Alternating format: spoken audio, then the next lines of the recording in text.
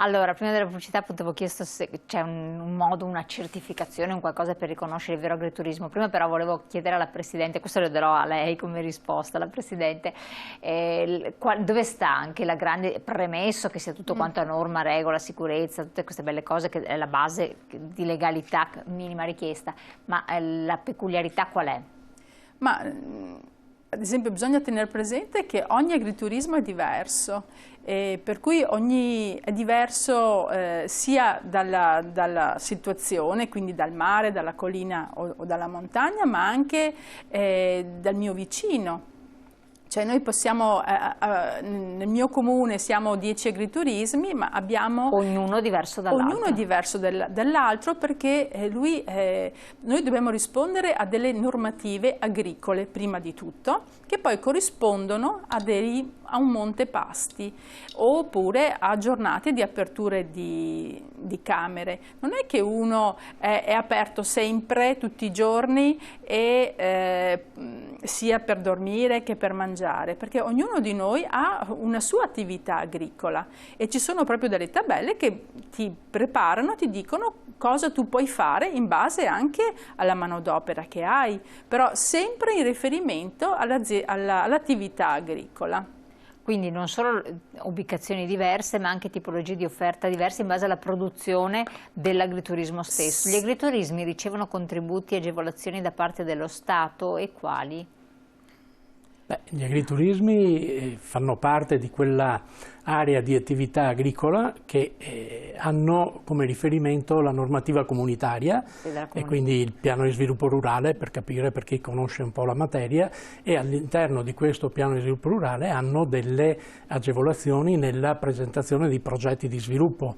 Quindi però deve essere un'azienda agricola, deve essere un'azienda agricola che da un paio d'anni esattamente, cioè per fare agriturismo bisogna avere un'azienda agricola da almeno un paio d'anni, un biennio, con dimostrazione di apertura della partita IVA e di attività agricola di acquisto e di vendita di prodotti, no? Quindi questo è il requisito base. La Regione Veneto prevede poi un corso di formazione di oltre 100 ore che quindi anche un corso di formazione? Sì, obbligatorio, perché bisogna alla fine dimostrare di aver partecipato a un corso di formazione dove si parla un po' di legislazione, di normative fiscali, di attività, diciamo, di sicurezza alimentare e per quanto riguarda poi anche di accoglienza e di attività proprie, insomma, dell'agriturismo, quindi c'è questo corso di formazione. Poi per aprire un agriturismo bisogna presentare proprio un progetto della propria attività alla Regione, che si chiama piano agrituristico, dove vengono indicate le attività che uno vuole svolgere e i prodotti che nella sua azienda agricola vengono destinati all'uso agrituristico, ma con tanto di quantità, percentuali e quindi c'è la costruzione... Tipologia. Esatto, tipologia, quindi c'è una costruzione, diciamo, di un progetto vero e proprio che può essere verificato dalla Regione.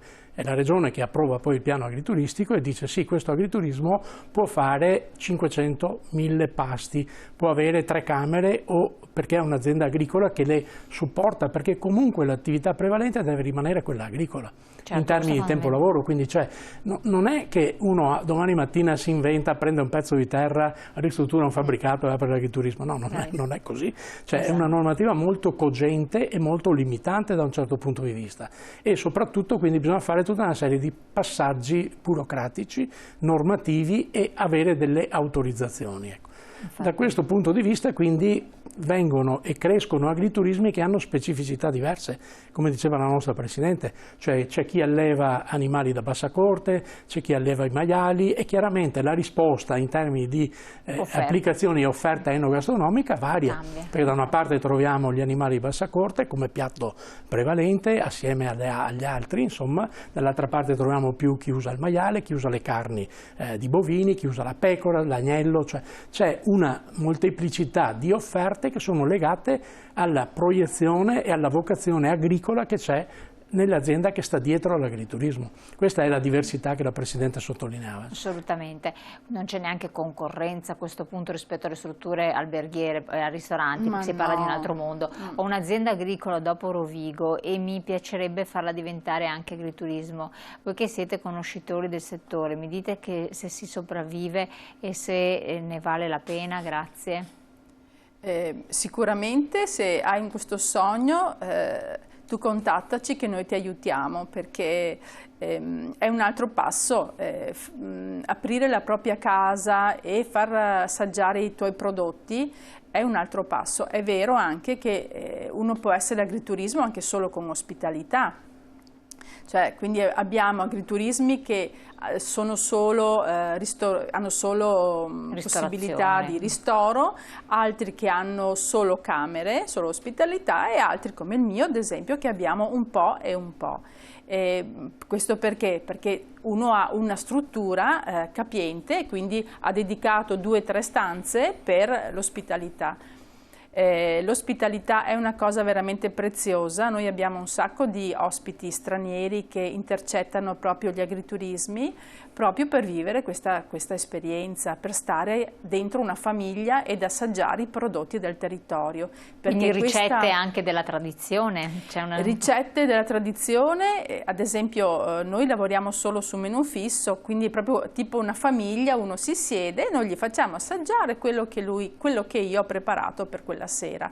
Quindi cerchiamo ogni giorno di avere dei prodotti diversi, un piccolo menù diverso, però insomma uno comincia dalla colazione al mattino, dove può assaggiare le uova di un'azienda agricola che non sono quelle comprate, può avere lo yogurt fresco fatto da noi, può avere le torte, può avere la frutta dei nostri alberi. Credo che una dieta migliore e una giornata che ti dà una carica di questa energia, credo che non ci sia, insomma. Poi tutto supportato dalle belle giornate per visitare il nostro territorio, i nostri piccoli laghi e arrivare fino giù al mare.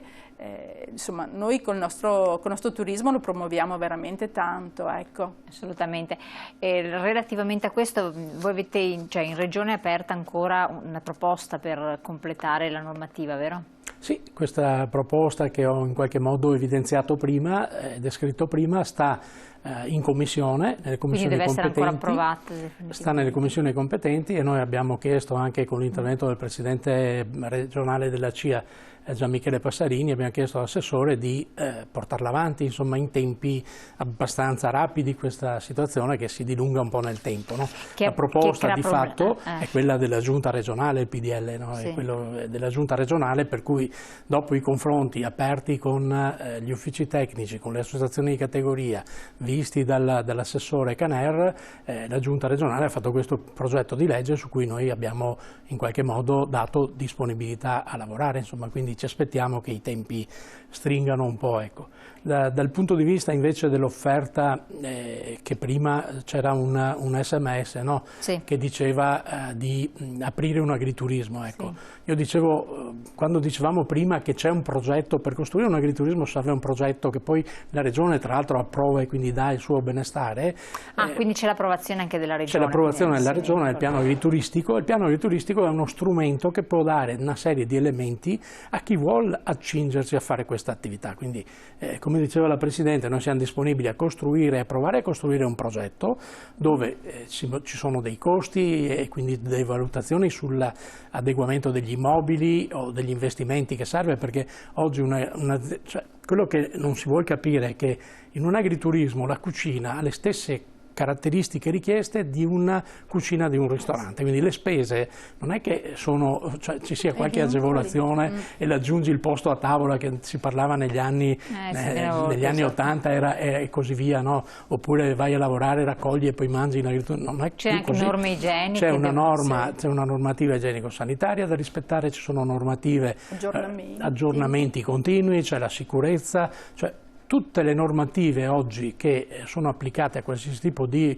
ospitalità vengono applicate anche agli agriturismi, insomma, in quanto tali. Ecco, quindi per il signore che chiedeva informazioni siamo disponibili a darle e anche a valutare, perché alla fine il progetto si costruisce assieme.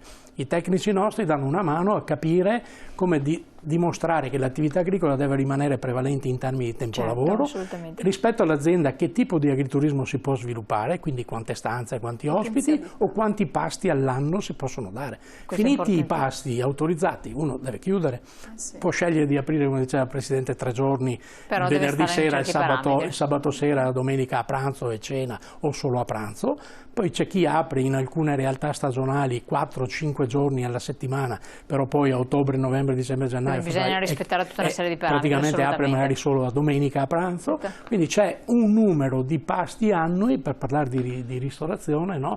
Che deve essere rispettato. Allora, avremo anche altre cose da dire, ma magari ne parleremo ancora. Agriturismo quindi come scelta di esperienza di vita, una forma di vacanza alternativa, diversa nel territorio, per scoprire angoli inesplorati, normalmente inusuali, con delle emozioni che vengono portate poi a casa terminata la vacanza. Quindi questo è molto molto bello, pur nel grande impegno naturalmente di chi si dedica a questa attività, che è una professione vera e propria, legata all'attività agricola necessariamente. C'è un sito di turismo verde?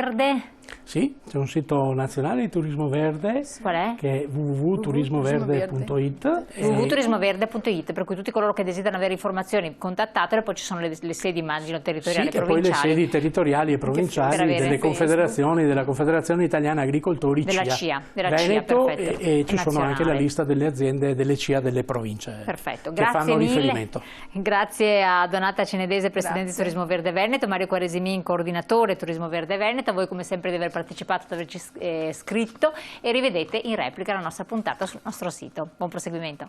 Grazie a voi. Grazie.